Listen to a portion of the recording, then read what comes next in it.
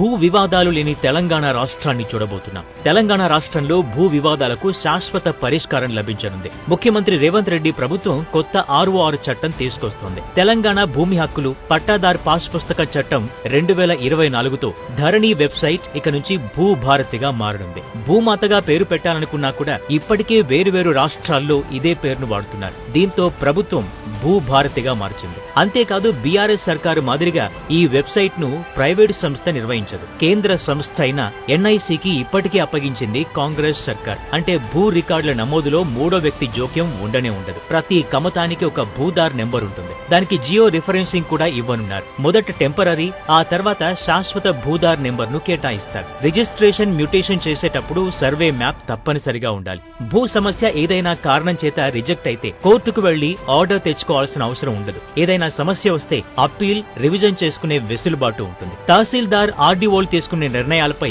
కలెక్టర్లు లేదా అడిషనల్ కలెక్టర్లకు అప్పీల్ చేసుకోవచ్చు. ఇక ప్రభుత్వం నిర్దేశించిన తేదీ నుంచి రిజిస్ట్రేషన్ కు ముందే సర్వే, సబ్ డివిజన్ నిర్వహించాలి. రిజిస్ట్రేషన్ తర్వాత నిర్ణీత గడువులోగా మ్యూటేషన్ పూర్తి చేయాలి. కొత్త చట్టం ప్రకారం డిజిటల్ ల్యాండ్ రికార్డుల్ని సరిదిద్దే నిబంధన ఉంది. దానికి చట్టబద్ధత కూడా ఉంటుంది. ఇలా ధరణిలోని సమస్యల్ని సవరించి సులువుగా, వివాదాలు లేకుండా రిజిస్ట్రేషన్ చేసే ప్రక్రియ కోసం కొత్త చట్టం ఎంతో ఉపయోగపడుతుంది.